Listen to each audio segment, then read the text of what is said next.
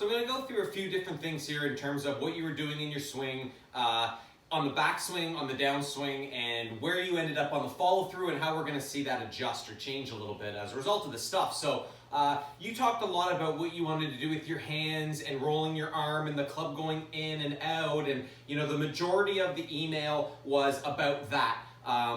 And I think that there might be too much precision getting involved with, you know, where it's going and what it's doing, that we're losing sight on some bigger pieces. So the first thing that I want to mention, and I mentioned this in the other video, is that I want you to feel as though that right from your setup position, right from here, that the only thing that moves on the backswing is this. So I want you to feel as though that your thighs are turning, they're opening, your hips are opening, your chest is opening, and as you're doing that, all of this right side is going up and all of this left side is going down. And that's all I want you to think of doing, is going from here to there. And the biggest turn of the hips and the biggest turn of the chest you can. And what you're going to find is that when that happens first, your takeaway and half of your backswing is already done and ends up being pretty good.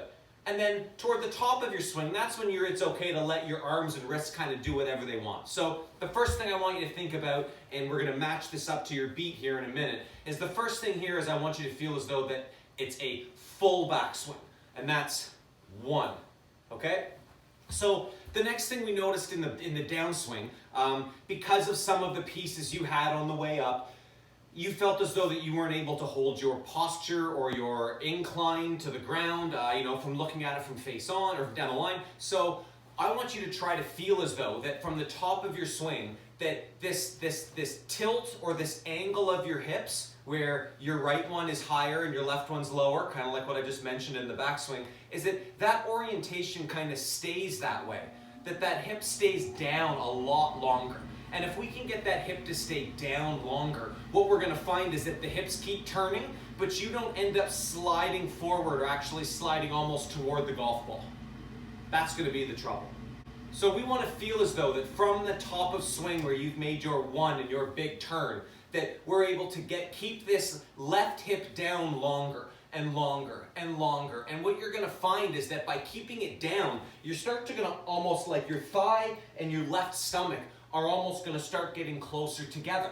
All right? So from the top of your swing, we talked about your left side is lower than your right, all the way up, right? From here, the distance from your knee to your shoulder, you know, that might want to get closer together. We noticed in your move that your leg got long and your shoulder went up all at the same time, all for the same reason, and that distance got wider.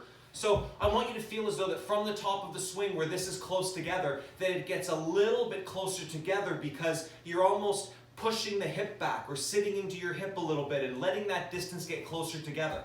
And then from there on in, I want that distance to feel like it moves around the corner and then gets longer. So we've talked a lot about your right side. You talked a lot about your right side and what you wanted it to do and fire through. But I want to talk a little bit more about your left side and how we're going to almost feel like that gets, you know, out of the way. So the drill or the exercise is going to feel as though that you can make a two-handed regular backswing all the way up with the biggest opening first. Okay? From here, I want you to take your right hand off the golf club. So you're just going to have the left one here. All right, now we're going to go into that next thing we just talked about, where I want you to feel your hips stay down, the shoulder and knee get closer together, and as they get closer together, I want them to move out of the way.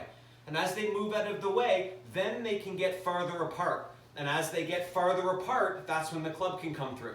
So I want you to feel as though that it's 1, the space getting shorter and moving, 2, and then the space getting wider all the way behind your back, 3. 1, 2, 3. And I want you to do it with your left arm only because I want you to feel what it's like to create that pull of your body down and around and then get it long and to the left. So I want this to be a left-sided action.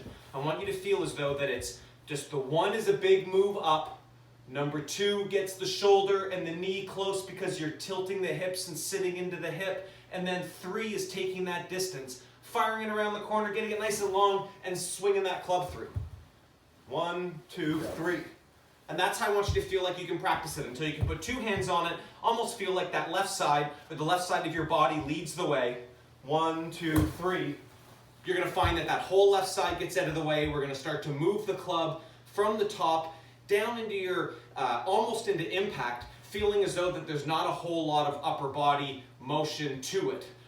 There's another piece we're going to add later on, but for now that's kind of what I want you to work on.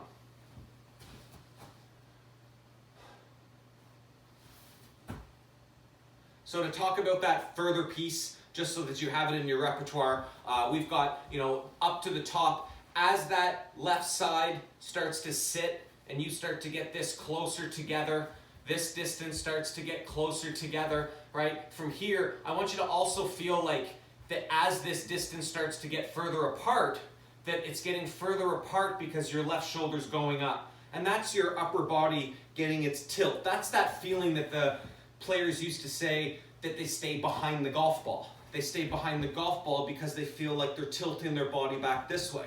But the body's turned when that happens, so in reality that's kind of like tilting down toward the golf ball. So 1, 2 gets things closer, and then from there it's a tilt and get that out of the way. 1, 2, 3. And that's kind of how I want you to feel like you can use your pivot. So if I can take the club out of the equation and take all the arm stuff out of the equation to give you a visual of this. 1, 2, 3. 1, the space, that way, 3, okay? That's kind of how I want to look at it. When you get to go through those pieces all the way through, we'll start to look at it and refine it a little bit, but those are the big pieces of it.